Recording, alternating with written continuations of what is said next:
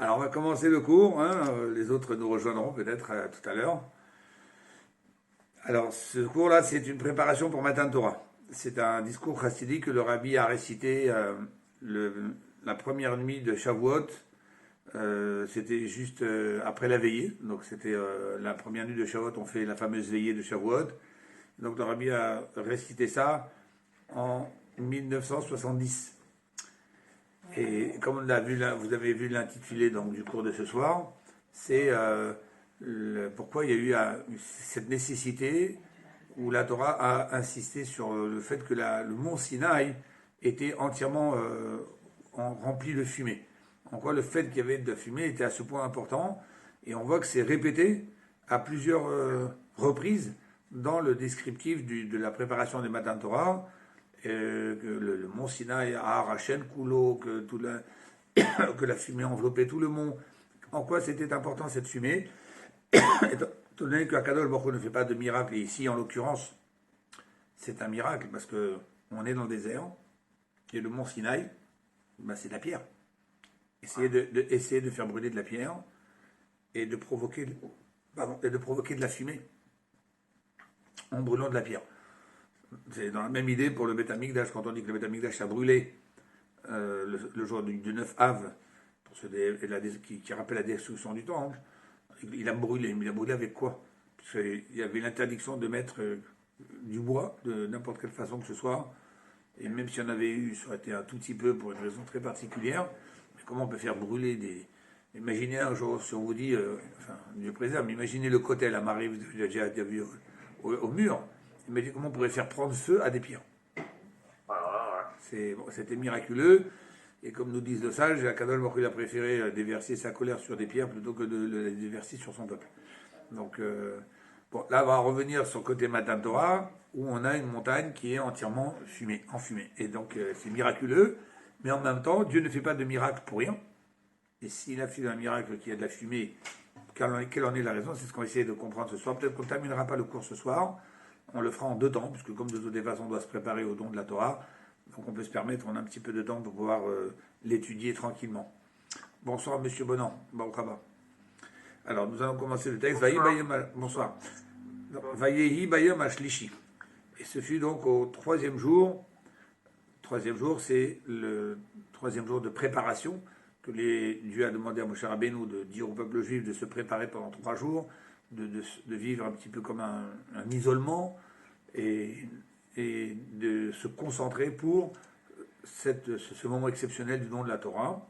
Donc, le 3e jour de cette préparation, Bihiyot Aboker, au lever du matin, Vayi Kolot Ubarakim, il y eut du tonnerre, des sons, Ubrakim, des éclairs, Ve'anan Kaved, et une nuée importante, Al Ha'ar, qui enveloppait la montagne.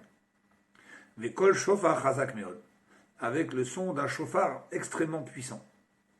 Et la Torah répète, regardez bien encore, Vehar Sinai Ashan Kulo. Et le mont Sinaï était entièrement enfumé. Et là on a ici un petit passage aussi un peu surprenant qui demande à être analysé, parce qu'on nous dit tout le peuple, Rohim, voyez, et ha-kolot, le tonnerre. Un tonnerre, ça ne se voit pas, un tonnerre, ça s'entend. Comment on peut voir ce qui est audible? Ve'et alapidim, avec les éclairs.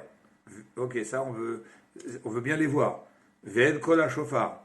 Et ils entendaient, a priori, c'est en facteur avec le fait qu'ils voyaient. Mais bon, on va imaginer que le son du chauffard, ils l'entendaient. Ve'et har ashan, et encore une fois, la montagne enfumée. Donc vous avez remarqué qu'on a répété déjà pour 3 fois l'insistance comme quoi le mont Sinaï était enfumé. Inechashiv kan dalet dvarim. Quand on fait une synthèse de ce qui s'est passé à Matan Torah, on a a priori 4 événements surnaturels, mais encore une fois, tout en étant surnaturel parce que c'était pas explicable pourquoi c'est arrivé à ce moment-là, mais tout en étant quelque chose qui s'est passé dans le monde physique. Kolot, le tonnerre, la pidim, les éclairs, kol shofar, le son du shofar, ve ashan, ainsi que la fumée. Alors, Donc on a Mashmot Aïnyan. A priori, qu'est-ce qu'on doit comprendre de cette volonté de Dieu d'avoir mis, d'entourer ce moment du don de la Torah avec toutes ces choses qu'on a citées? Gimel Dvarim Arishonim, les trois premières choses qu'on a citées, donc qui sont Kolot, le tonnerre, la pidim, les éclairs, Vekol, la shofar, et le son du shofar, Hem Birchla la Giluim Milmala. Ce sont des choses qui, bien sûr, ne dépendent pas de l'être humain. C'est complètement des choses qui sont du ciel. C'est au moment où Dieu décide de le faire. Même si aujourd'hui on a du tonnerre, des éclairs lorsqu'il y a un orage. Mais bon, c'est des choses qu'on est là que pour assister. On est complètement impuissant devant ce qui se passe. On est là que pour attendre que ça passe. Et donc ça montre l'intervention de la part de Dieu. Pardon, par contre, la fumée, c'est quelque chose qui a été provoqué par le moment, le dévoilement de Dieu qui s'est déroulé sur le mont Sinaï, par rapport donc à la matérialité, par rapport au physique de ce monde, et qui a provoqué une fumée. Donc on a trois sujets qui viennent d'en haut, et la fumée qui vient d'en bas. Sharei Hashan, Ayamina, puisque comme on vient de le dire, la fumée était du fait que le mont Sinaï était entièrement en train de brûler, entre guillemets, ou en train de se consumer. Ou que Moshe Kato Beor Achaim ala Pasuk, et comme d'ailleurs le dit un autre sage, qui a écrit un livre qu'on appelle Orachaim, sur ce même verset, Ve'ar Sinaï Hashan Kulo, comment il explique lui cette notion que le mont Sinaï était entièrement enfumé? Shehaesh ayasholet betochiyut ha'ar, que le feu, malgré le fait que la pierre n'est pas un combustible habituel pour le feu, mais ce feu-là, que Akadosh Baruch Hu a dévoilé à Matan Torah, ayasholet, il a pu avoir une emprise, betochiyut ha'ar, à l'intérieur même de la pierre de la montagne, venisras behaesh, et qui s'est brûlé, qui s'est consumé par le feu. Quelque chose qui n'est pas un combustible habituel, a quand même brûlé par le feu. Et d'après cette explication, c'est ce qui a provoqué cette combustion de la pierre. Maintenant, il est vrai qu'on n'a pas vu le mont Sinaï se diminuer ou se transformer en cendres, mais ça c'était déjà quelque chose qu'Akadosh Baruch Hu avait démontré à Moshe Rabbeinu, que certaines choses peuvent brûler sans se consumer. Vous savez de quoi on parle? Le buisson. Exactement. Le buisson, c'est le fameux buisson que Moshe Rabbeinu voyait être en train de brûler sans se consumer. Bon. Et donc là, la même chose, il y avait un feu qui brûlait la pierre, qui provoquait une fumée, mais ça n'a pas transformé le mont Sinaï en cendres. Mais en attendant, le feu avait une emprise sur la pierre. Mais maintenant, si on doit essayer de faire quand même une certaine distinction parmi les quatre choses dont on a parlé, entre le tonnerre, les éclairs, le son du chauffard et cette fumée, qu'est-ce qu'on voit sur lequel des quatre points la Torah insiste, comme on a dit tout à l'heure, sur la notion qu'il y avait cette fumée. Comment j'ai Kato vers Sinaï Hashem Kulo, on voit, une fois c'est cité que le mont de Sinaï était entièrement enfumé, parce que Dieu y est descendu sous forme de feu, Vayal Aesheno, sa fumée montée, comme la fumée d'un four qui consume quelque chose. C'est-à-dire que la Torah a beaucoup insisté, plus que sur les autres choses, de nous rappeler qu'il y avait cette fumée. Mais ça, la vie, question toute simple. Quel a été le grand pas, la grande nouveauté qui est apparue à Matan Torah? La Torah, c'est la sagesse de Dieu. La Torah, depuis la création de l'homme, Adam Arishon a appris avec Dieu que plus tard, on allait donner la Torah. Donc Adam Arishon a eu vent, entre guillemets, de quelle façon, dans quelle mesure, dans quelle quantité, c'est difficile à dire. Mais le Maïmonide lui-même le dit, que dans chaque génération, jusqu'au don de la Torah, on a toujours eu des sages, des gens particuliers, qui savaient, qui étudiaient, qui connaissaient le contenu de la Torah, et qui le perpétuaient. C'est pour ça qu'on a su que nos ancêtres, Abraham, Yitzhak, Yaakov, ont eux-mêmes pratiqué toutes les mitzvot de la Torah, avant même que la Torah ait été enjointe en l'an 2448, en parlant du conte hébraïque.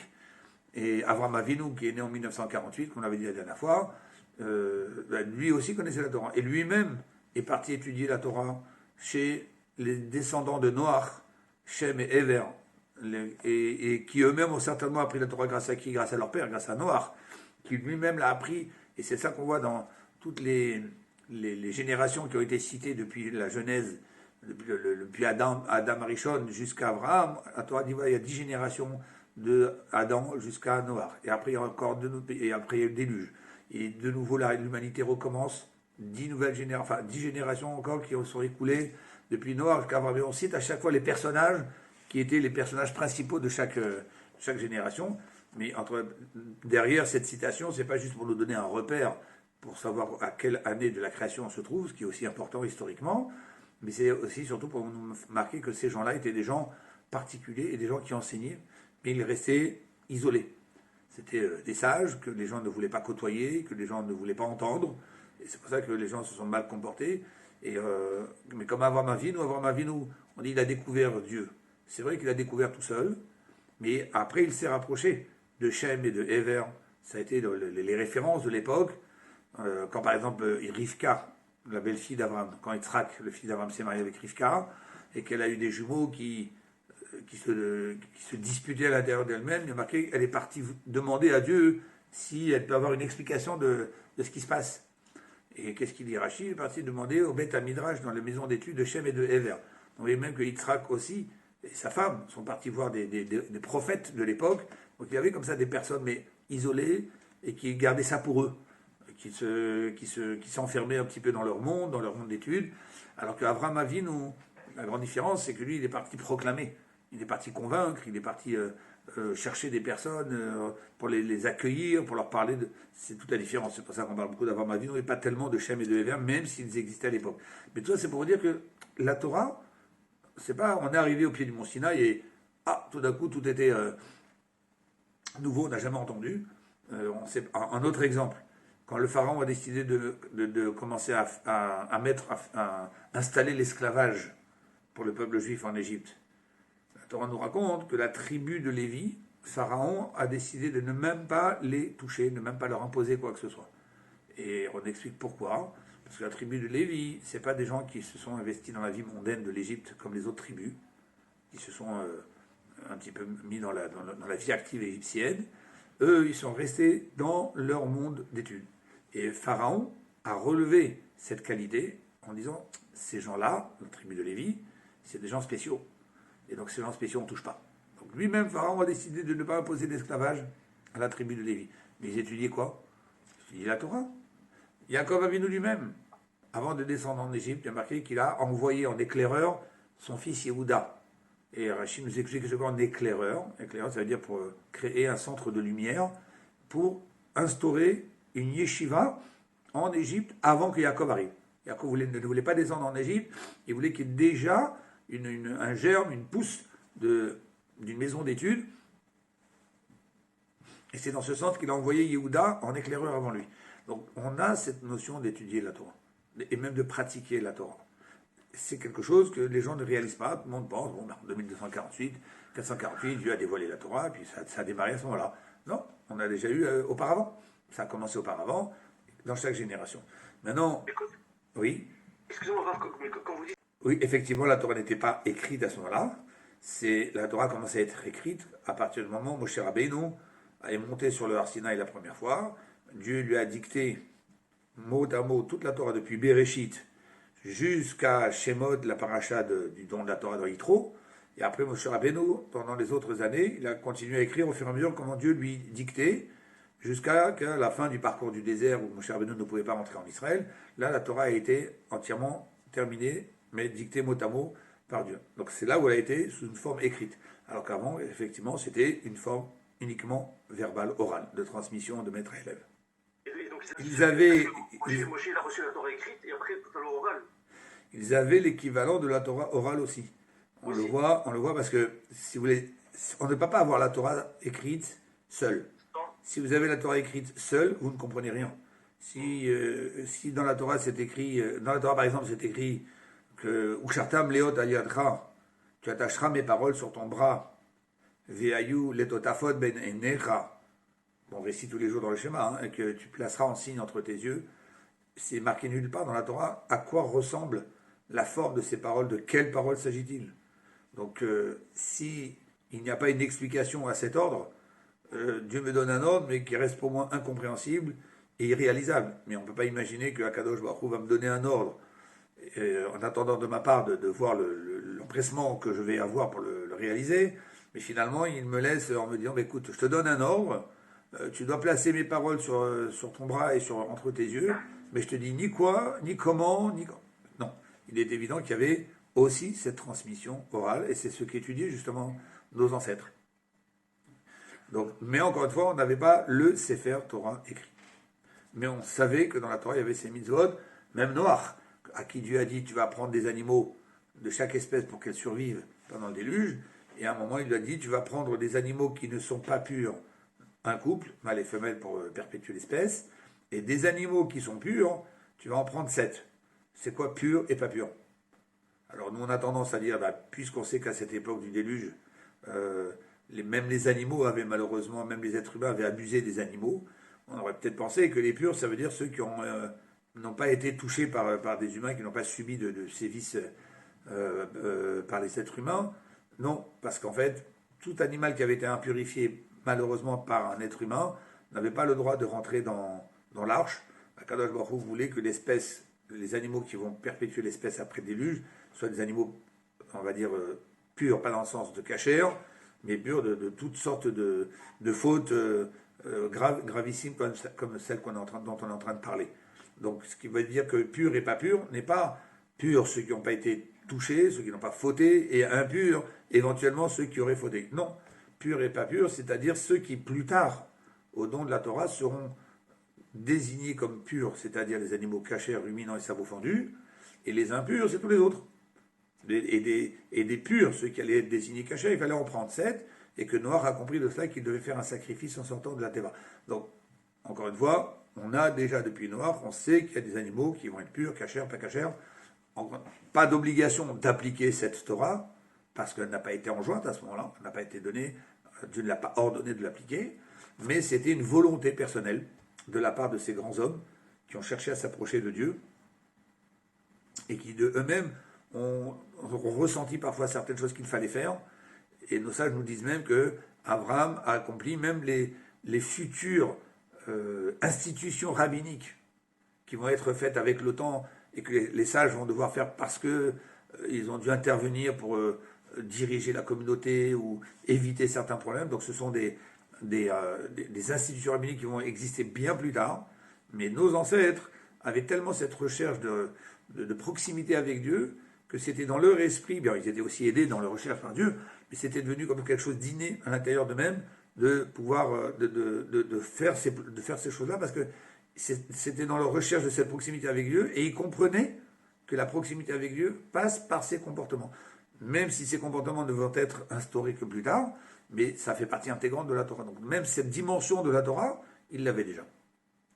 C'est pour ça que lorsqu'Avraham Avinu, par exemple, a reçu les anges qui étaient venus lui annoncer qu'il allait avoir une naissance, Yitzhak, et les autres anges qui étaient venus pour détruire la ville de Sodome, etc., il leur dit à un moment, asseyez-vous, je vais vous donner un peu à manger, et il a marqué qu'il leur a servi du lait, du beurre, et en même temps il est parti égorger un jeune bœuf pour leur servir de la langue de bœuf.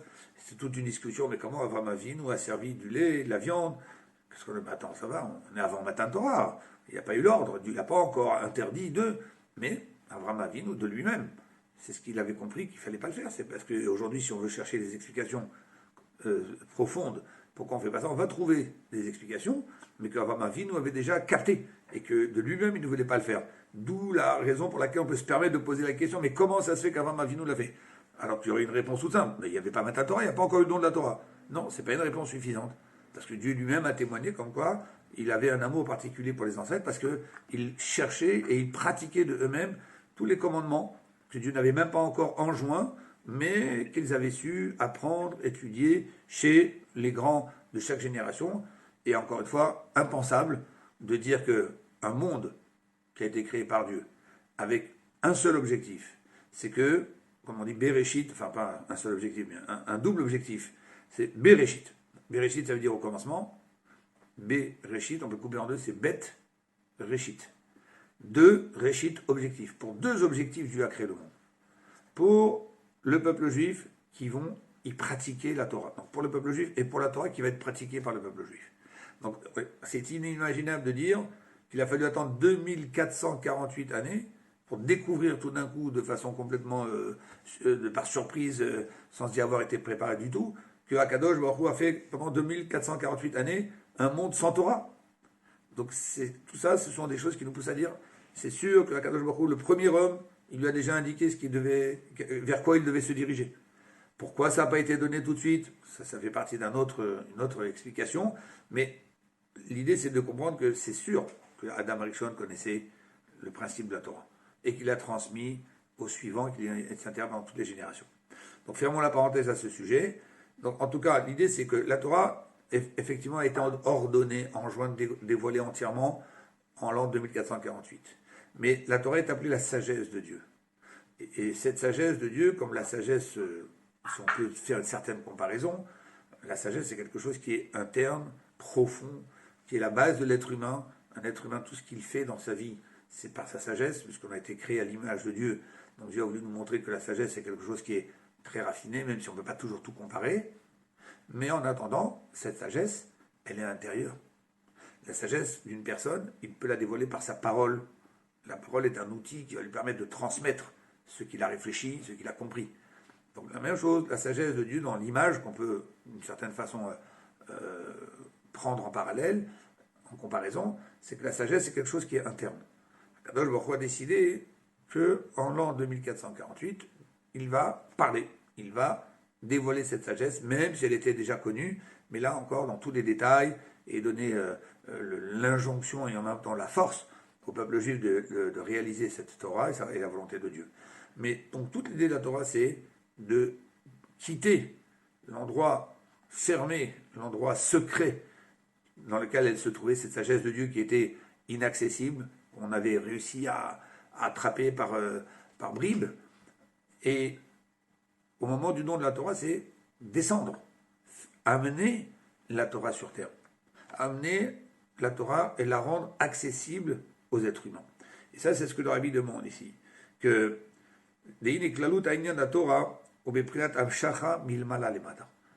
toute l'idée de la Torah, c'est d'apporter quelque chose qui était dans les cieux, qui était dans le spirituel, qui était caché, qui était intime chez Dieu, et de la faire descendre et de la dévoiler aux êtres humains qui sont sur terre. La Torah La Torah est appelée cet objet précieux qui est caché dans les trésors divins. Ve'alea ne'emar, sur la Torah aussi on dit Eheye etzlo amun, j'ai été gardé précieusement auprès de Dieu, Shashuim, qui était son joyau préféré.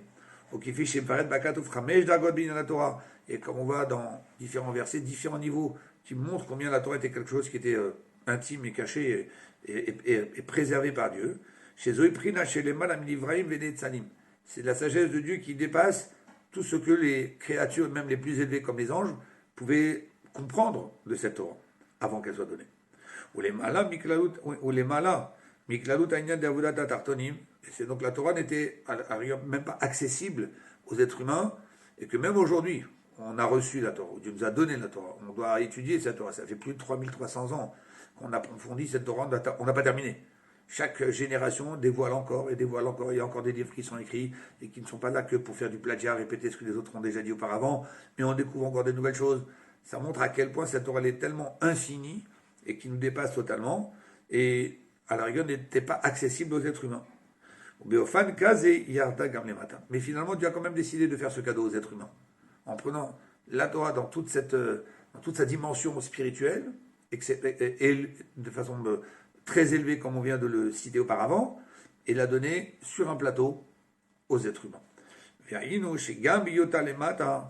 Donc on doit quand même réaliser que la Torah même, tout en étant été donnée sur terre, à des êtres humains avec un habillage physique. Pourquoi je dis avec un habillage physique? Parce que dans la Torah, de quoi on parle? Si un homme va voler, si un homme va tuer, si un homme va faire de l'idolâtrie, si un homme va faire des mariages interdits, si un homme va abîmer les affaires de quelqu'un d'autre. Alors quoi? Est-ce que la Torah s'est simplement venue créer une loi civile? C'est bien, c'est intéressant, bravo, merci à Kadosh Baruch Hu de nous avoir donné un code de loi civile tout près que d'autres nations ont mis des siècles avant d'arriver à établir un code de loi civile Il a fallu qu'ils aient des siècles de pratique et de concertation et de réflexion et de correction. Dieu nous a dit, moi je vous livre tout prêt sur un plateau. Merci. Mais en attendant, on voit que dans chaque loi de la Torah, il y a une dimension qui nous échappe. Il y a des choses qui, la Torah le demande, dans certaines fois il y a de la logique. Ok, bah oui, je comprends, il faut faire ci, il faut faire ça. Puis il y a des fois, il n'y a pas de logique. Ça fait partie, et parmi les lois même civiles, il y a des fois des choses qui ne sont pas logiques. Et on peut en citer comme ça plusieurs, mais ce n'est pas le moment. Mais chacun pourra voir dans la Torah, autant il peut lire les passages qui lui paraissent avec une certaine logique, une jugeote, de dire, bah oui, si quelqu'un fait ceci, il doit faire ça. Et puis des fois, vous n'avez pas de logique du tout. Alors, est-ce que, je vais donner à titre simplement d'exemple, quelqu'un qui porte dans sa main un objet, il sait que c'est Shabbat, mais bon, on ne parle pas de quelqu'un qui n'a pas eu d'éducation et qu'il n'a pas compris la gravité. On parle de quelqu'un qui a appris, qui a étudié et qui sait exactement la gravité. Et il fait exprès, il dit, moi je m'en moque, moi je vais prendre cet objet, je vais le porter. C'est quoi? Un mouchoir. Je vais prendre ce mouchoir et je vais le mettre dehors. Pourquoi il fait ça? Peu importe. D'après la Torah, il est coupable de mort. Si on le prévient, attention, ne fais pas ça, c'est interdit. Ça va, qu'est-ce que j'ai fait de grave? Porter juste un petit objet dehors, de rien du tout. Donc il y a des choses qui nous échappent complètement, qui sont des dimensions qui montrent que la Torah reste cette fameuse Torah élevée, cette fameuse Torah qui est la sagesse de Dieu, mais qu'Akadosh Baruch Hu, dans sa bonté, a voulu nous offrir, nous donner un accès, et il a habillé cette sagesse de la Torah dans des choses physiques. Est-ce que tout est compréhensible? Pas tout est compréhensible. Ça dépend après de nous, de l'effort qu'on va investir pour essayer de comprendre. Mais ça reste quand même cette sagesse divine, et qui, jusqu'à ce jour, reste une sagesse infinie, qui ne peut jamais, on n'a jamais terminé de l'étudier, on n'a jamais terminé de la développer, on creuse et on découvre davantage, et pas tout est compréhensible. Et ça, c'est ce que nous fait remarquer le Rabbi. Il dit, tel que la Torah existe à la base chez Dieu, Dieu nous l'a descendu, n'a pas transformé la Torah, n'a pas diminué la Torah, n'a pas découpé, on va dire, une partie de cette grandeur pour nous dire, bon, ben nous, on n'est pas tout à fait aptes à comprendre cette grandeur de Torah. Alors pour les êtres humains, le pauvre petit être humain qui ont un esprit un peu limité, alors je vais leur donner juste cette partie-là de la Torah. Non, Dieu l'a donné toute la Torah. Et c'est pour ça qu'il y a aussi dans la Torah des lois qui sont incompréhensibles. Ne pas mélanger le lait et la viande. Le lait qui vient d'un animal, du même animal duquel vous avez la viande. Non, mais le lait et la viande, mais c'est le même animal. Pourquoi tout d'un coup, alors, comme le lait est sorti des pieds de la vache, alors tout d'un coup, je n'ai plus le droit de mélanger ce lait avec avec la viande. Mais c'est le même animal. Ne pas mélanger le lin et la laine, ne pas... Bon, plein de choses qui sont incompréhensibles. C'est en fait, quelque part, en Chassidut, on explique que les lois qui nous paraissent compréhensibles, c'est un cadeau que Akadosh Baruch nous a fait. Parce que si Dieu nous avait donné la Torah que dans toute sa forme originelle, on n'aurait rien compris. De aucune mitzvah. Mais on aurait perdu le désir de vouloir le faire. Chaque être humain, il a aussi un intellect, il aime réfléchir, il aime comprendre. Alors, ça ne veut pas dire qu'on doit ne faire que des choses qu'on a réussi à comprendre. On est d'accord, on sait que ça vient de Dieu, donc c'est sûr que c'est important.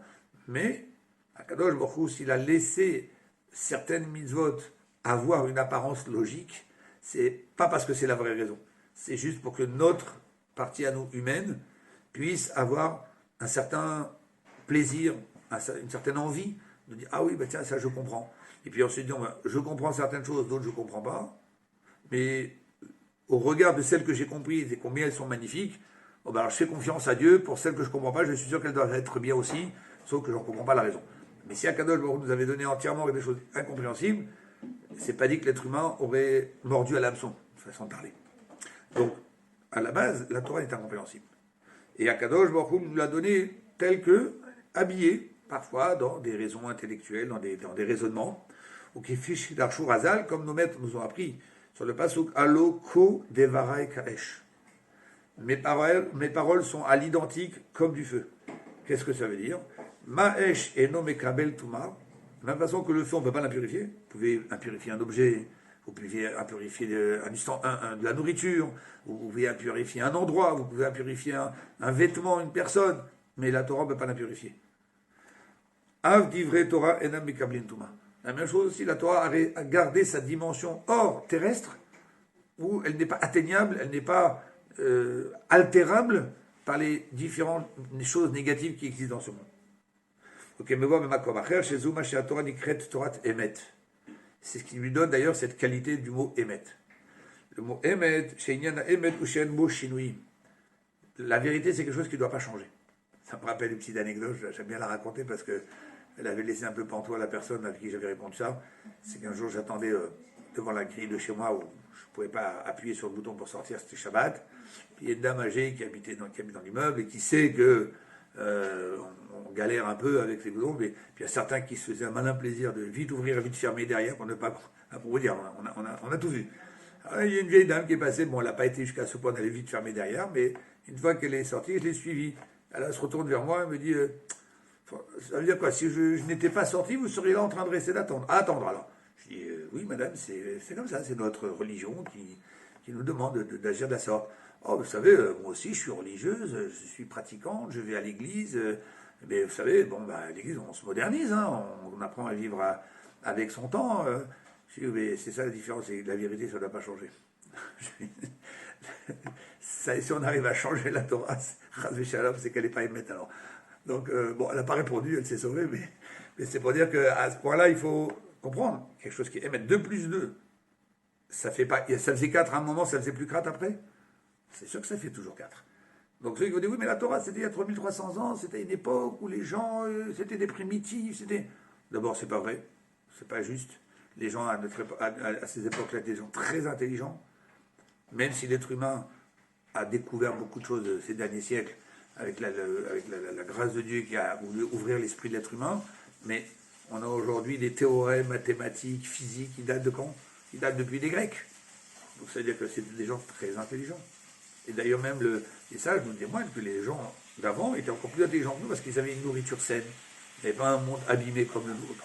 Et donc ça permettait même à leur esprit de se développer davantage. Beaucoup de choses qui montrent que c'était l'inverse, que les gens d'avant étaient des gens très intelligents. Même nous le savons, lorsque nous étudions le Talmud, nous voyons ces géants de Torah qui discutent dans le Talmud.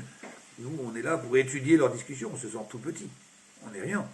Et donc donc on voit bien que la sagesse n'a fait que malheureusement se perdre avec le temps, à cause de l'exil, à cause des guerres, à cause de toutes les difficultés. On n'est pas là pour blâmer qui que ce soit. Et donc, tout ça pour dire, la Torah, il ne faut pas dire, oui, mais c'est quelque chose d'archaïque. Ça a été donné il y a 3 siècles en arrière.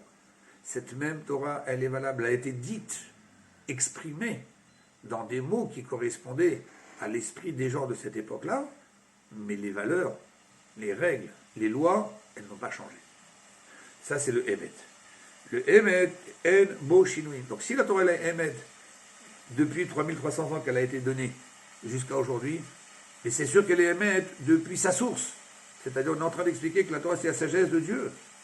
Donc, Chazvé Shalom, Dieu préserve d'aller penser qu'à un quelconque moment, Akadosh Baruch Hu a adapté ou a changé ou a tronqué. Dieu préserve cette Torah parce qu'elle a été donnée aux êtres humains qui n'étaient pas au niveau de la comprendre. Elle est émette depuis sa source, qui est la sagesse de Dieu. Et ça, c'est quelque chose qu'il faut bien intégrer, parce que ça permet de regarder Torah et Mitzvot d'une autre façon. Beaucoup de gens aujourd'hui ne veulent pas écouter, enfin, en tout cas ne pensent pas à cette vérité, mais il suffit qu'on s'assoie un petit peu avec eux et qu'on leur explique que quelque chose qui est émette, c'est sans changement, c'est toujours vrai. Eh bien, quelque part, ça les secoue un peu et ça leur fait un petit peu prendre conscience que cette Torah, il faut la regarder différemment, que cette Torah, c'est une vérité absolue. L'être humain, il ne veut jamais prétendre. Qui détient la vérité absolue? Personne. Oui, personne. Personne d'humain.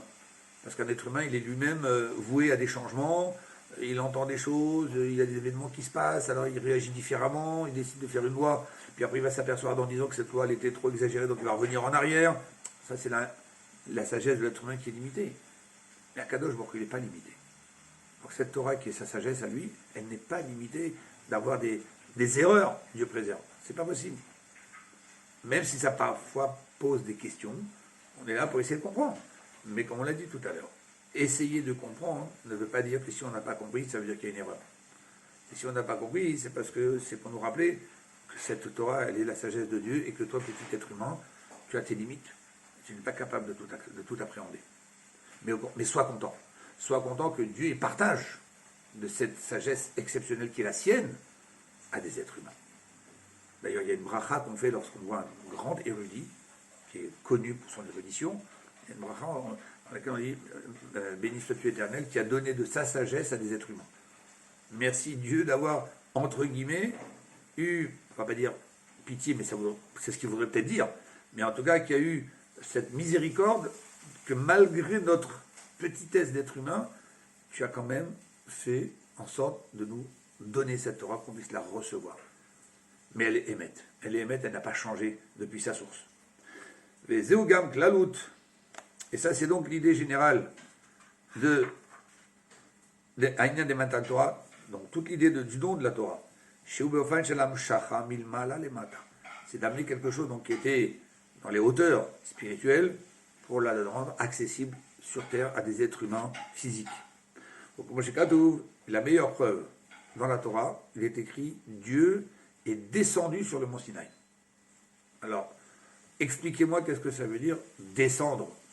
Pour un être humain, je veux bien. Un être humain ne peut pas être partout à la fois. S'il est en haut, il n'est pas en bas. Et au moment où il décide de passer du haut vers le bas, ça s'appelle descendre. Parce qu'il ne peut pas être aux deux endroits en même temps. Mais à Kadosh Baruch Hu, il n'y a pas, il est en haut, il n'est pas en bas. Il est partout. Donc, quand il est partout, qu'est-ce que ça veut dire pour Dieu? Il est descendu. Cette notion de descendre, encore une fois, ce sont des mots pour que nous, êtres humains, puissions comprendre une certaine notion. Mais pas à appliquer physiquement à Dieu, que Akadosh Baruch Hu, il est descendu. Non, c'est pas possible, il n'est pas descendu, il est partout. Et donc, c'est ce que dit ici le Mahamar. C'est descendu veut dire qu'il a amené, il a mis à portée des êtres humains cette sagesse de la Torah qui, normalement, appartient à des hauteurs spirituelles parce que les êtres humains ne sont pas faits pour ça.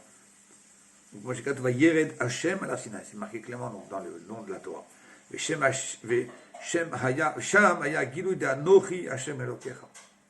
Les premiers mots des 10 commandements.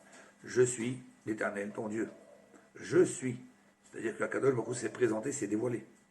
Anochi Misha Anochi. Je suis celui qui est moi, c'est-à-dire qui est au-delà de tout nom. Je vous une petite parenthèse. Il faut réaliser qu'un nom de Dieu, c'est une fonction. Quand on dit Akadosh Baruch Hu, il s'appelle Yud Kevav, qui est le tétragramme, Hachem. Il s'appelle Elohim. Il s'appelle Kel, Rachom Vechanun. Tout ça, ce ne sont pas c'est pas Dieu.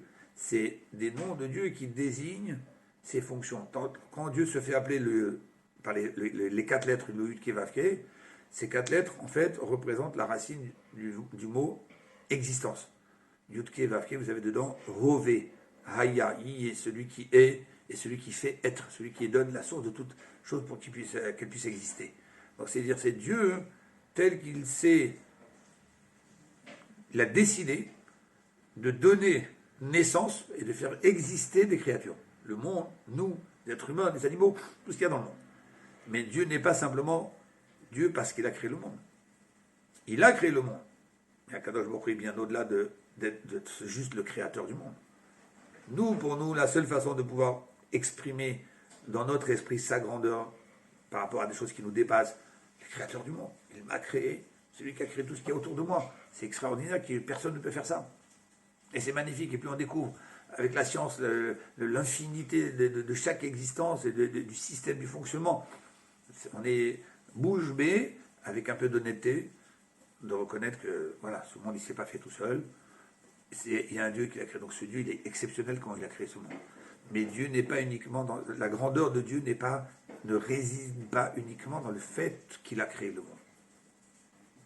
Dieu, en créant le monde, il a décidé de se vêtir entre guillemets, de se cacher, de se rabaisser, si on peut dire un peu de cette façon, de dire je veux qu'il y ait des créatures qui existent. Mais avant que ces créatures existent, avant qu'il en soit le créateur, il était quoi? Il est Dieu. Mais Dieu, c'est quoi sa grandeur? Je ne peux pas le définir. Moi, je suis qu'un être humain qui est le résultat de sa décision de créer le monde. Mais c'est sûr que je comprends moi-même que c'est une étape, c'est une petite dimension de Dieu. C'est le créateur du monde. Quand Dieu on dit qu'il a de la miséricorde, il est le juge, Rosh Hashanah, Yom Kippour, tout ça, ce sont des fonctions.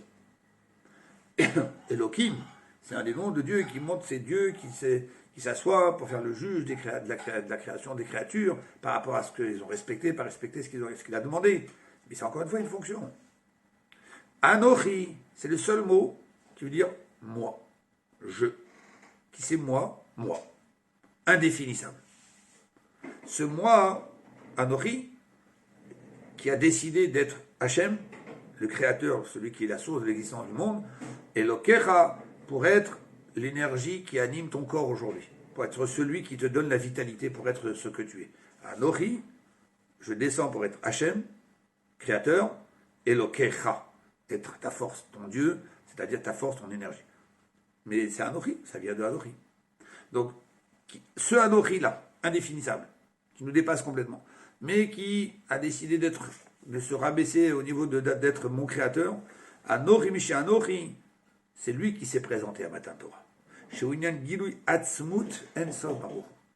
C'est-à-dire Dieu qui s'est dévoilé dans toute son essence. Alors maintenant qu'on est en train d'expliquer à ce point quelle a été la magnificence de Matan Torah, de cette Torah qui vient de tellement haut, la sagesse de Dieu, de ce Dieu qui est celui qui est indéfinissable et qui s'est présenté à nous, qui a décidé de nous tendre la perche pour pouvoir s'élever vers lui. Donc, tout le but, c'est quoi? C'est une descente, c'est un cadeau, c'est un effort de Dieu, entre guillemets, si on peut appeler ça un effort, mais une volonté de Dieu de vouloir se rapetissir, entre guillemets, se mettre dans un entonnoir pour que on puisse, dans notre petit boulot de cerveau, recevoir toute ce fleuve d'énergie. Donc, encore une fois, le mouvement de Matan Torah, c'est du haut vers le bas. Et là, puisque on vient de le démontrer de différentes façons, qu'est-ce qu'on a dit au début du paragraphe? On a remarqué qu'il y avait 4 choses à Matan Torah, 3 qui étaient des choses divines, tonnerre, éclair, son du chauffard. Il y avait une fumée qui était le résultat de ce monde-là qui était en train de se consumer, c'est-à-dire du monde qui est en train de donner sa participation à Matan Torah. Et on a posé la question, mais pourquoi insister sur cette partie de réaction de la montagne qui brûle suite à ce dévoilement de Dieu? Ce qui est plus important pour nous, c'est de prendre conscience, de prendre acte qu'il y a un cadeau exceptionnel, d'une élévation exceptionnelle que Dieu nous apporte. Donc, je dois plutôt essayer de dire, tu te rends compte, un matin, Torah, tonnerre, son du chauffard, éclair, regarde tout ce que Dieu a voulu nous apporter, tout ce que Dieu a dévoilé le jour de Matan Torah. Eh bien non, la Torah n'est pas en train de dire, regarde ce que Dieu a fait, mais regarde comment le monde a réagi. C'est ça qui compte le plus. C'est de réaliser combien Dieu nous a donné, ou bien de réaliser combien nous, on a réagi comme on pouvait, comment le monde a supporté, entre guillemets, a reçu ce dévoilement de Dieu. Tout le but de Matan Torah, c'est de marquer la grandeur de ce voyage de Dieu et de la Torah vers le monde. Donc on aurait dû mettre en exergue plutôt les notions divines qui se sont déroulées à Matan Torah. Pourquoi mettre en particulier, mettre trop compte la montagne en fumée? Comme si que c'était le petit point qui montrait que le monde ne supportait pas ce dévoilement divin qui a réagi en fumée. C'est ça Matan Torah? C'est ça le plus important Matan Torah? Ça, c'est la question qui est posée par le Rabbi. Si on reste dans l'état d'esprit de Matan Torah, on a du mal à comprendre pourquoi Dieu a insisté pour montrer comment le monde a réagi avec sa petitesse et ses limites qui ont fait qu'il n'a pas pu supporter ce dévoilement, qui a fait que ça s'est transformé en fumée, il a brûlé. Quelque chose qui brûle, c'est qu'il n'est pas capable de contenir le feu. Voilà la question qui est posée. Pourquoi donc, encore une fois, soulever à Matan Torah le côté où c'est la partie matérielle, comment elle a réagi, plutôt que de nous souligner, de nous dire, regardez, c'est ce que Dieu vous a donné, en soulignant plutôt toutes les grandes choses spirituelles qui se sont dévoilées ce jour-là. Ça, c'est la question qui est posée. Ça, c'est donc le premier paragraphe. Dans le deuxième paragraphe, ça c'est souvent la façon d'un discours chassidique de s'élaborer, c'est que des fois on va ouvrir une grande parenthèse en parlant d'un autre sujet sur lequel il y a aussi des questions. Et après, une fois qu'on va répondre à ces questions, ça va nous permettre après de revenir sur la question de base. C'est ce que nous propose ici le Rabbi dans le paragraphe Bet. Ou les Arvinze. Pour comprendre cette question, encore une fois, pourquoi faire soulever ce qui s'est passé dans ce monde plutôt que relever la dimension exceptionnelle de ce qui est venu dans ce monde. Alors, les Arvinze Yesh Leagdim Trila. On va d'abord ouvrir une préface. Ma'ashamur Azal, de ce que nos sages nous ont dit, Besha Sha'ala Moshe Lamarom, Dieu il a dit un moment à Moshe Rabbeinu, monte sur le Har Sinaï. Je vais te donner les tables. Donc il a fallu que Moshe à un moment quitte le camp des bénis Israël et monte sur le Har Sinaï. Et en fait, cette montée dans le Har Sinaï, c'était pas juste une montée physique, dans le sens qu'il a gravi une montagne, c'était surtout le fait qu'Akadosh Baruch Hu a pris Moshe Rabbeinu, il a monté dans les cieux et il l'a présenté devant ses accusateurs. C'était qui les accusateurs? Les anges. Les anges n'étaient pas d'accord que Dieu donne la Torah au peuple juif. En disant Ma enosh kitizkerenu. Ils ont dit à Kadosh Baruch Hu, mais cette Torah magnifique, tu crois que les êtres humains, petits êtres humains, d'où ils sortent? Ils sortent d'Égypte. Ils sont restés quelques années là-bas en Égypte, ils ont commencé à ressembler aux Égyptiens. Et aussi, ils se sont purifiés, ils ont fait de l'idolâtrie. Au point même que quand on a traversé la mer, et qu'il était question de rabattre la mer sur les Égyptiens, il y a l'ange qui est l'avocat de chaque nation a son avocat. L'ange qui est l'avocat de l'Égypte a dit, mais pourquoi vous voulez tuer les Égyptiens? Ah, parce que c'est des idolâtres. Les Juifs aussi, c'est des idolâtres. On était au même niveau que les Égyptiens, au point que l'ange a eu un argument de taille qui était en train de faire dire, il n'y a pas de raison de faire rabattre la mer sur les Égyptiens, puisque si on n'a pas fait rabattre sur les Juifs, pourquoi sur les Égyptiens?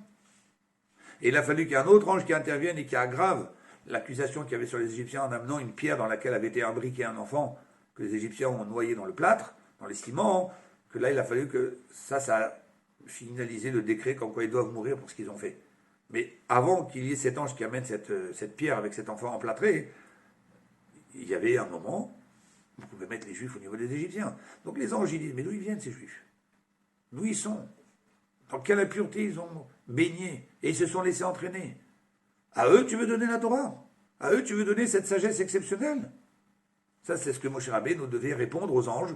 Donc c'est pour ça que quand Moshe Rabbeinu est monté, Abru Malaché Hacharet, les anges ont dit devant Dieu, Livna Kadosh Baruch Hu, Chamouda Gnuza,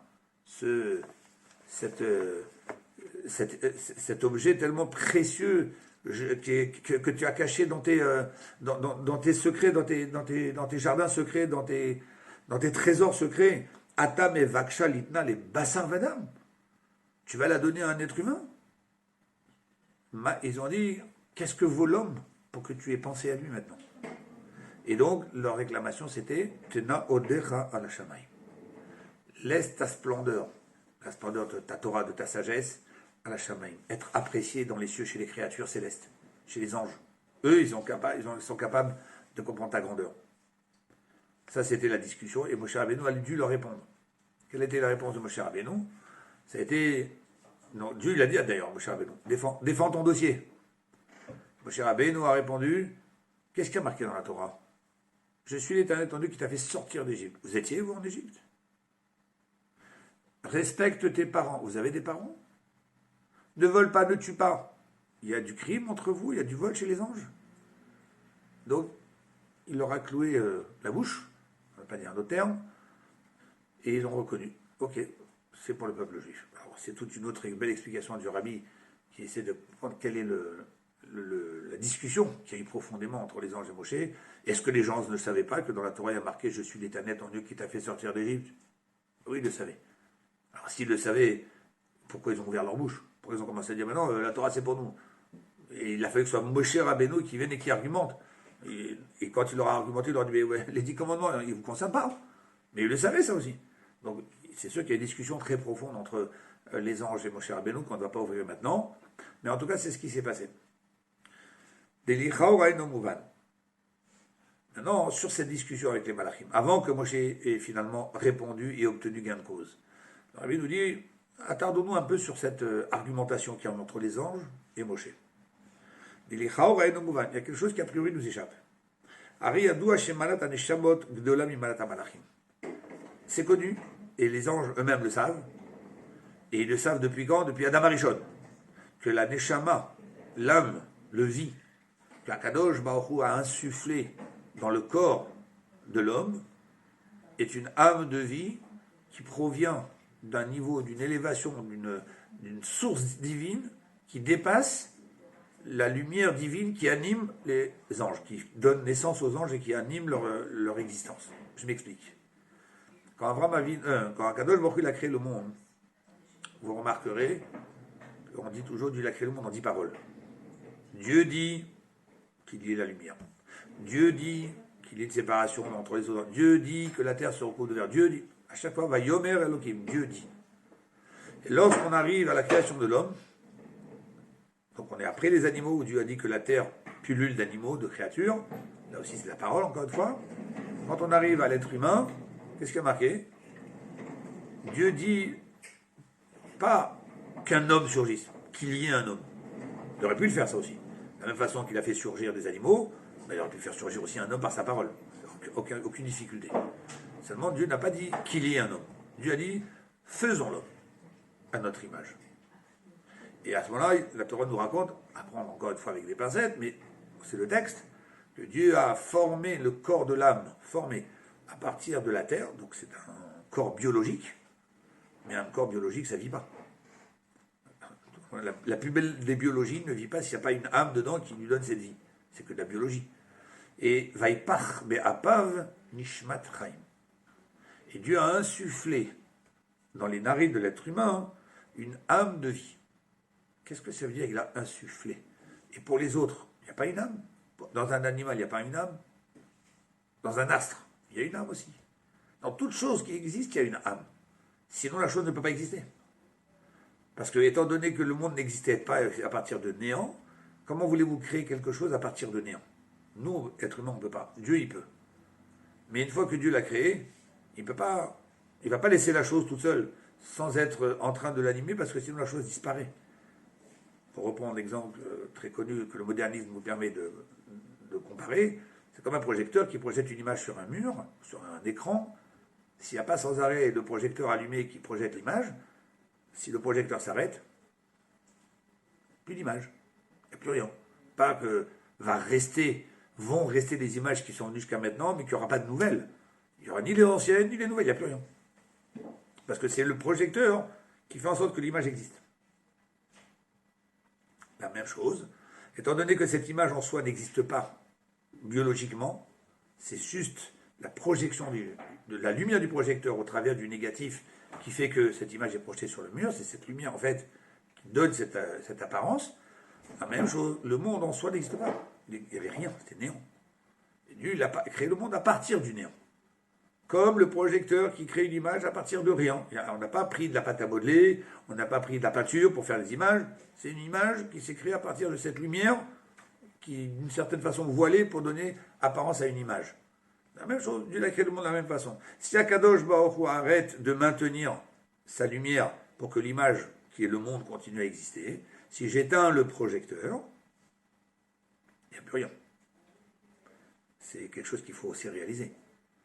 Comme dit l'Admor Azaken dans le Tanya, il peut justement répondre à des philosophes, pourtant des philosophes érudits, religieux, pratiquants, orthodoxes, avec une foi en Dieu. Et ils ont dit, Akadosh Baruch Hu, il a créé le monde et il laisse le monde se débrouiller tout seul. Il a créé le monde. Et il donne un exemple, il dit, c'est comme un artisan qui va créer un meuble, une table, mais une fois qu'il a créé la table, il n'est pas là pour maintenir la table pour que la table existe. La table, elle continue à exister quoi qu'il arrive. Donc Dieu, la même chose, il a créé le monde. Et puis le monde existe, il n'a pas besoin d'être là. Et l'Admor Zaken leur répond que c'est très beau votre comparaison. Elle est très belle votre comparaison, mais elle est complètement erronée. Parce que l'artisan, il fait quoi? Il prend des éléments qui existent et il les assemble. D'une certaine façon, il les découpe, il les colle. Mais ces éléments existent d'eux-mêmes. Il ne fait qu'assembler d'une certaine façon. Ça, c'est sa sagesse à lui. Comment les assembler pour leur donner une forme de table. Mais les éléments qu'il a utilisés, il ne les a pas créés, lui. Ils étaient présents, le bois était présent, la colle était présente, tout. Il a utilisé tout ce qui existait dans le monde pour fabriquer sa table. Akadosh Baruch Hu, il n'a pas trouvé des morceaux de bois avec quelques cellules à droite à gauche qu'il a fait fusionner pour que ça donne un monde. Akadosh Baruch Hu, il a tout créé ex nihilo. Donc comme le projecteur. L'image qu'il y a sur le mur, je ne l'ai pas fabriquée avec de la peinture, non, elle n'existait pas, elle n'avait rien. C'est la lumière qui lui a donné son existence. Donc là, Zaken, il répond à ces philosophes, vous vous trompez. Kadosh Baruch Hu, chaque instant, il est en train de maintenir l'existence du monde, du fait que le monde doit exister, maintenir, continuer à vivre. C'est parce que Kadosh Baruch Hu est omniprésent dans toute la création, dans tous les éléments de la création. Et ça, c'est l'âme qu'il y a dans chaque créature de ce monde. S'il n'y a pas cette âme, la chose disparaît. Même la poussière, qui reste après qu'on ait brûlé quelque chose, il va rester les cendres, il va rester la poussière. Parce que la poussière, on a du mal à la brûler. On pourrait dire, bon, alors, on a enlevé toute l'apparence de la chose qui a été brûlée, et il nous reste quand même la poussière. Bon, la poussière, elle existe. Non. Même cette poussière, pour qu'elle existe, il faut que Dieu lui donne le pouvoir d'exister, parce que sinon, même poussière, elle ne serait pas. Vous savez, quand on réfléchit comme ça, qu'on parle avec des gens dans notre entourage, ce qu'on essaie de dire ce soir, c'est pas des choses qu'on doit garder pour soi-même, même si on découvre, mais quand on a des discussions avec d'autres personnes, il faut un petit peu les asseoir, un petit peu leur dire, mais peut-être tu réfléchis autrement. Et plutôt que de vivre dans un monde qui te fait croire que tout est arrivé tout seul et que, non, peut-être tu essaies de comprendre la différence. Et je peux vous dire que beaucoup de gens subissent un petit électrochoc lorsqu'ils entendent des paroles comme ça, et prennent conscience, même s'ils n'ont pas été convaincus tout de suite, mais ça va les travailler. Et ça va leur dire, effectivement, il y a un créateur. Il y a un créateur, et s'il a créé le monde, c'est pour une raison, et c'est certainement, s'il l'a fait, c'est pas parce qu'il s'ennuyait, mais c'est parce qu'il cherchait du bien, de distribuer le bien, donner la vie à d'autres créateurs. Bon, il y a de quoi discuter là-dessus. Mais pour revenir à notre idée, c'est que il y a une âme dans chaque chose. Une âme, c'est une énergie. C'est une force divine qui permet de mettre la chose en existence et en mouvement. C'est ce que Dieu a dit. On a formé le corps de l'être humain à partir de la terre, qui a aussi cette âme pour exister, la terre, parce qu'elle a aussi besoin d'exister. Il faut quelque chose qui lui permet d'être. Mais Dieu l'a rajouté. En plus de cette âme qui était dans cette terre, il part Béapav. Dieu a insufflé dans ses narines Nishmat Chaim, une âme de vie. Vaï Adam, les Nefesh Chaya, donc l'homme a commencé à bouger, à se lever, à parler, à réfléchir. Et donc c'est cette Neshama que Akadosh Baruch Hu a donné à Adam Arishon. Différemment des autres âmes qui existent dans toute créature qu'on a jusqu'à maintenant, pour qu'elle puisse être, il faut qu'il y ait une énergie divine qui s'appelle cette âme. Donc à Adam, Dieu lui a donné une âme supplémentaire. Pas juste celle qui lui permet d'être. Voilà, sa chair, elle existe. Sa personne existe physiquement. Mais d'être une âme qui bouge, qui parle, qui réagit, qui aime, qui a peur, qui réfléchit, qui trouve des idées. C'est quoi? Vous pensez réellement que ce sont les neurones qu'il y a dans notre cerveau qui trouvent des idées? Quand on dit j'aime, je palpite, j'ai mon cœur qui vibre d'amour pour quelque chose ou de crainte. Pensez quoi? Que c'est parce que le cœur, il a reçu une goutte du cerveau qui a augmenté le rythme cardiaque. Alors ça, c'est tout ce que les médecins essaient d'expliquer. Mais qui a décidé que tel événement, ça fait peur? C'est parce que j'ai une âme qui reçoit une information, j'ai une âme qui interprète, j'ai une âme qui dit, qui parle et qui parle au corps. Alors cette âme, elle provient d'un niveau plus élevé que celle qui existe chez les anges et qui leur permet d'être ce qu'ils sont. Eux aussi, ils ont une âme. Mais l'âme qui a ce qu'on appelle la neshama, qui a chez un être humain, quelque part, elle tire sa source encore plus haute. Et ça, c'est dans les versets de la Torah qu'on vient de citer qu'on va le retrouver. Dans les autres créatures, c'est marqué Dieu dit. Pour dire, il faut juste avoir un souffle qui permet de passer par les cordes vocales et faire vibrer mes cordes vocales pour exprimer un son, mais un souffle qui n'a pas besoin d'être puissant. Je peux crier, je peux aussi ne pas crier, je peux parler sans crier, et on va aussi entendre ma voix. Par contre, est-ce que c'est fatigant de parler? Oui, c'est fatigant si je dois parler pendant des heures, des heures, des heures. À la fin, bon, je suis un être humain, je vais me fatiguer. Mais ça n'a aucune commune mesure avec le moment où je souffle. Vous avez un objet sur une table qui est un peu lourd. Vous voulez simplement, allez, amusez-vous. Vous voyez combien, avec votre souffle, vous êtes capable de déplacer l'objet. Vous allez essayer un peu, ça ne marche pas. Vous allez encore essayer un petit peu plus fort. Mais au bout de 3-4 tentatives, qu'est-ce que vous allez avoir? La tête qui tourne. J'ai l'impression que dans ce souffle, j'ai sorti une énergie incroyable. Que je me suis senti mal après 3-4 essais de souffler, ce que je ne me suis pas senti mal après des heures ou des heures où j'ai dû faire un cours, une démonstration, peu importe. Donc ça montre bien que lorsqu'on souffle, comme dit le Tanya, mitochio, c'est depuis l'intérieur le plus profond de la personne qu'on extirpe une énergie qui n'a aucune commune mesure dans son intensité avec le souffle que je vais chercher au fond de moi pour parler. Et quand on dit Akadosh Baruch Hu a parlé pour créer le monde, bien sûr qu'Akadosh Baruch Hu n'est pas un être humain avec des poumons et de la respiration et des cordes vocales et un souffle. Mais encore une fois, Dieu parle des termes qui nous parlent. Et il nous montre, pour créer le monde, j'ai utilisé la parole, j'ai utilisé un souffle, qui est une énergie, qui permet d'insuffler une existence à la nature, au monde. Mais pour créer l'homme, là je suis parti chercher quelque chose de plus profond. J'ai investi dans le corps de l'homme, il part, Béapav. J'ai insufflé, j'ai soufflé dans ses narines. L'idée de souffler, encore une fois, c'est juste pour nous dire, j'ai mis quelque chose qui provient d'une élévation spirituelle beaucoup plus grande. Donc, déjà la création, Adam, il savait qu'il était au-dessus des anges, et les anges savaient qu'ils étaient en dessous, spirituellement parlant, de la hauteur de Adam. Même lorsque les anges, au moment de la création, il n'y a pas que Matan Torah où ils ont dit à Hachem, pourquoi tu veux donner la Torah à ces êtres humains? Déjà au moment de la création, Hachem, tu vas créer l'être humain, mais il a quoi de plus que nous? Et Akadosh Baruch Hu lui a dit, écoutez, je vais vous amener tous les animaux que j'ai créés, nommez-les, donnez-leur un nom. Comment il s'appelle celui-là? Comment ça s'appelle? Et chaque nom que vous devez donner, il doit montrer, exprimer le fond de la création, de cette créature. Donc, quel est son but? Pourquoi elle a été faite? Comment elle va agir dans le monde? Allez-y, trouvez à chaque créature le nom qui lui correspond. Ils n'ont pas répondu. Akadosh Baruch Hu, il a créé Adam Arishon.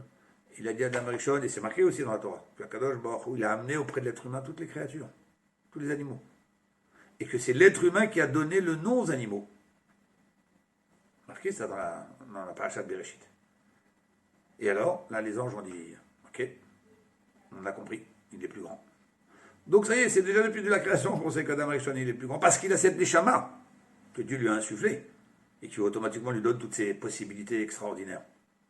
Donc le Rabbi demande, Li Chawaen Omuvan, Ari Yadoua, c'est connu, chez Malata Neshamot, que l'élévation, la provenance de la source divine des Neshamot, Gedola Mimalata Melachim, est encore plus haute que la force divine qui donne l'existence aux anges. Ok, Deita ben Midrash à la Pasuk, comme c'est marqué dans le Midrash au sujet du verset qui dit Im Amel Erbim Larto Yashvusham. Avec le roi, pendant son ouvrage, ils étaient là-bas. Beminimla Beneshamot Shael Shem Sadikim. Le Midrash nous dit qu'est-ce que ça veut dire qu'ils étaient avec Dieu dans son travail. De qui on parle? On parle des Neshamot, des futures âmes divines que Dieu va faire descendre sur terre dans des corps. Ces Neshamot existaient déjà avant la création. Et Akadosh Baruch Hu était entouré de ces Neshamot qui l'accompagnaient dans la création.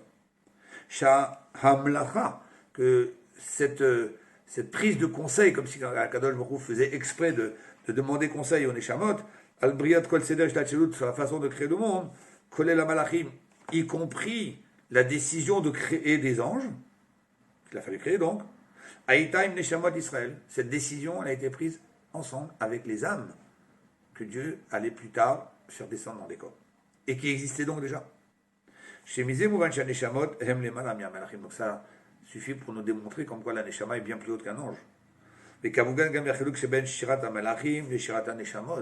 autre différence, si ça peut encore accentuer ou alimenter cette idée de comprendre que les Neshamot sont plus hautes que les anges, c'est Shirat HaMalachim Niskret Beneviim. Il y a des malachim qui chantent, qui font des louanges à Dieu. Comme on dit dans la prière tous les matins, que les anges disent Kadosh, Kadosh, Kadosh, Hashem Tsevakot, Melech Olaretz Kevodo, Baruch Kevod Hashem, toutes ces choses qu'on dit dans Nagdishach. On dit Nagdishach Venarita Kenom Siat Sot Sarfe Kodesh. Nous, peuple juif, nous allons utiliser les mêmes mots que les anges utilisent pour te faire des louanges.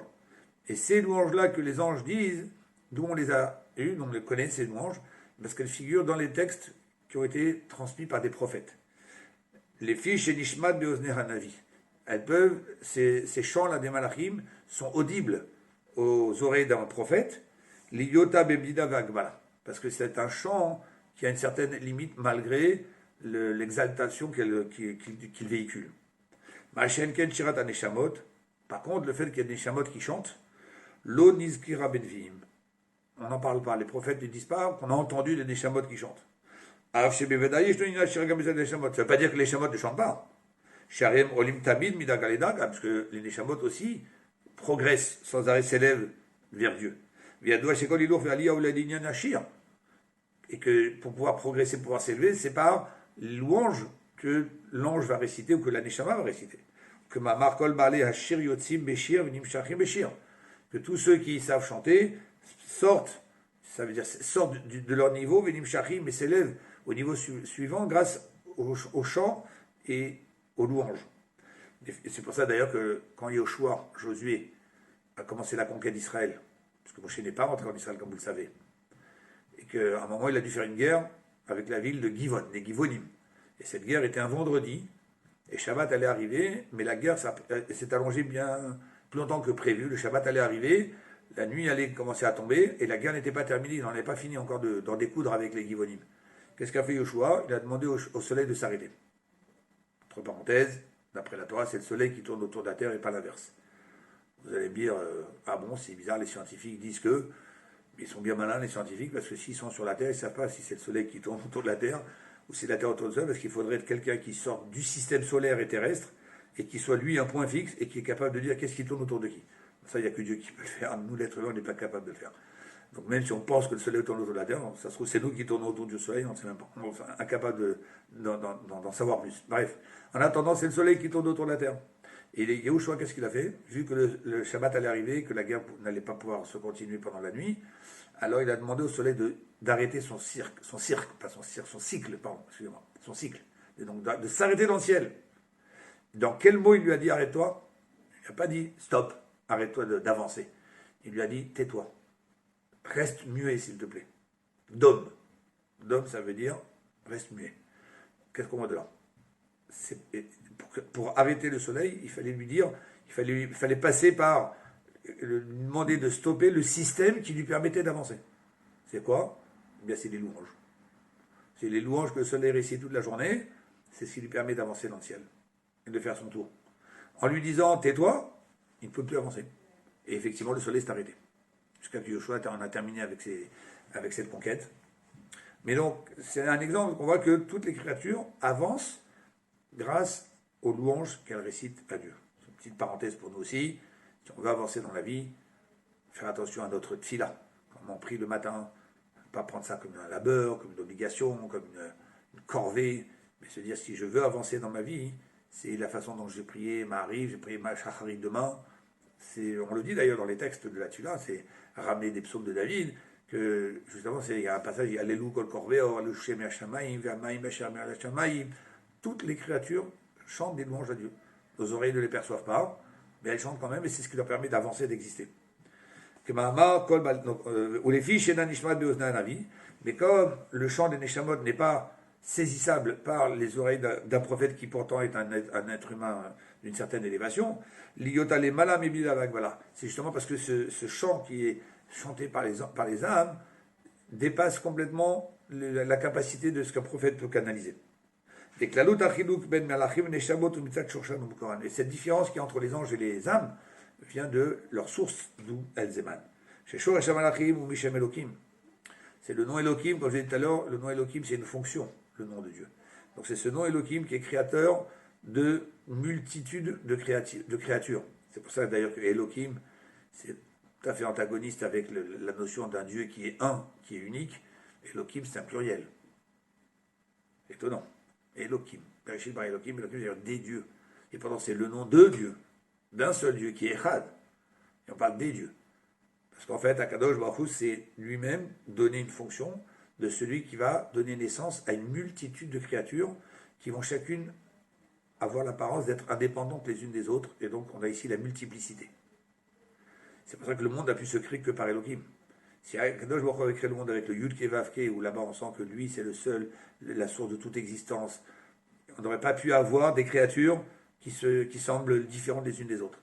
Il n'y a que Elohim qui vient quelque part découper, entre guillemets, et cacher cette énergie pour lui donner une apparence de créatures qui sont différentes les unes des autres et qui sont séparées les unes des autres. Et donc, ça, c'est la source des malachim. Les malachim ont pu exister à partir du moment où Akadosh Baruch Hu s'est choisi ce nom Elohim pour donner naissance à des créatures diversifiées. Mais la reine est quand même malachim et Shem Elohim. Et d'ailleurs, on voit dans la Torah que plein de fois le nom Elohim fait allusion à des anges. Quand Dieu lui est apparu, l'ange de Dieu lui est apparu, Malach Elohim. Ça, c'est la source des malachim, du nom Elohim. Shoresh Neshamot ou Mishem Havaye. La source des Neshamot, elle vient de l'autre nom de Dieu, celui qui est la source de toute existence. On ressent le fait que Dieu c'est le créateur de tout l'univers et que c'est lui qui alimente cet univers par sa propre force. Veyadoua chez Elohim Makor Akelim, dans le langage de la Chassidut, on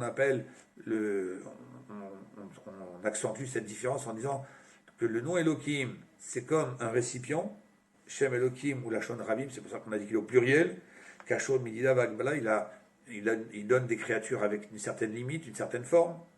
Et le Yud Kevavke, c'est les lumières, c'est l'énergie qui remplit ces corps qui sont ces réceptacles, et qu'une fois que cette lumière remplit ces corps qui sont ces réceptacles, alors ils animent ces corps qui donnent une impression d'existence individuelle.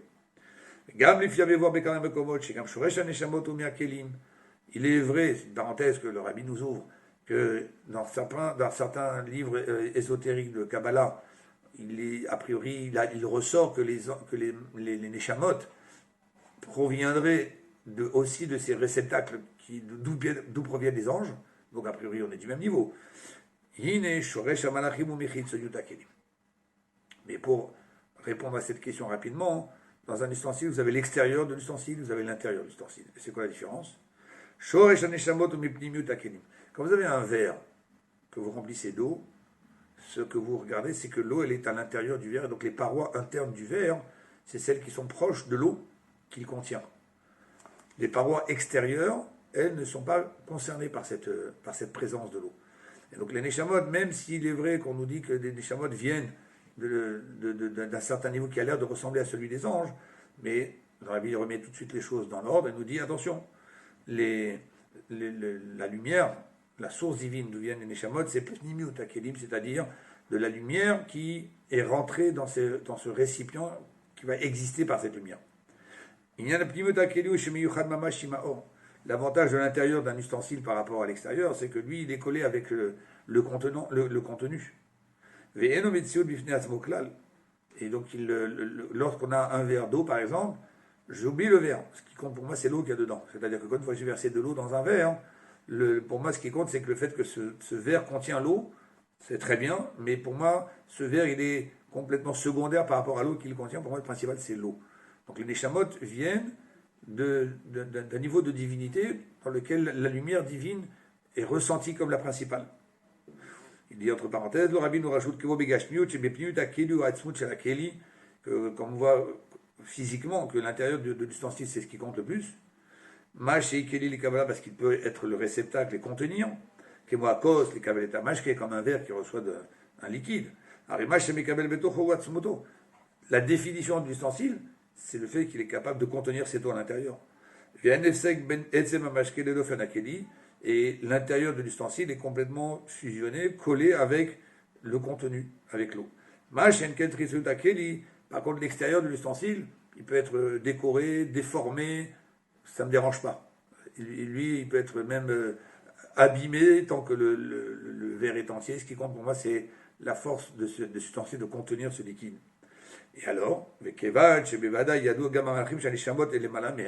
donc dans tout ça, les Neshamot savent que les anges savent que les Neshamot sont bien plus élevés qu'eux-mêmes.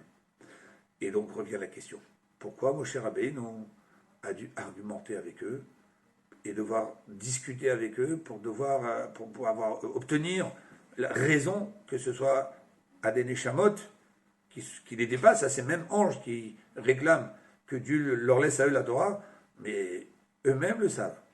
Donc, Maïtatanatam, donc qu'est-ce qu'ils ont voulu dire les anges, en sachant qu'ils sont inférieurs aux Neshamot? Qu'est-ce qu'ils ont pensé? Quel était leur argument chez la Torah Tinatelaim pour prétendre que la Torah doit leur revenir tout en connaissant leur niveau inférieur?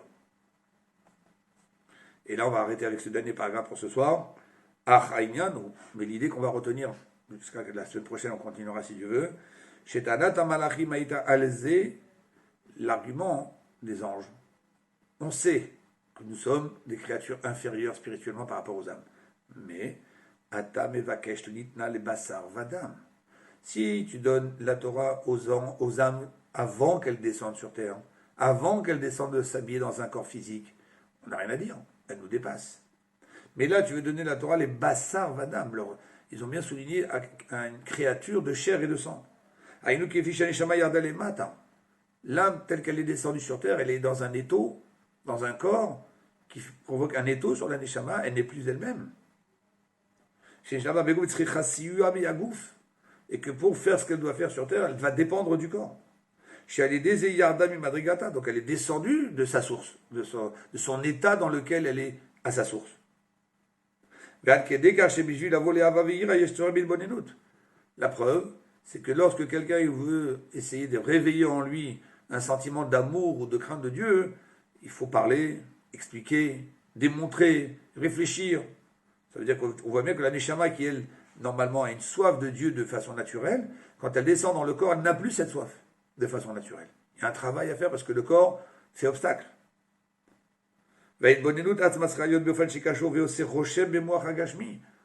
la Neshama, il faut qu'elle arrive à convaincre le corps et à faire en sorte que le cerveau physique ressente cette crainte ou cet amour de Dieu. Jusqu'à que ça demande un travail profond, long, d'études et de compréhension. Pour essayer de ressentir ce qu'elle ressentait avant de descendre dans le corps. Et ça, c'est l'argument des anges. Qu'est-ce que tu donnes la Torah à une Neshama dans cet état? Et la réponse de Moshe Rabbeinu, si Dieu veut, la semaine prochaine.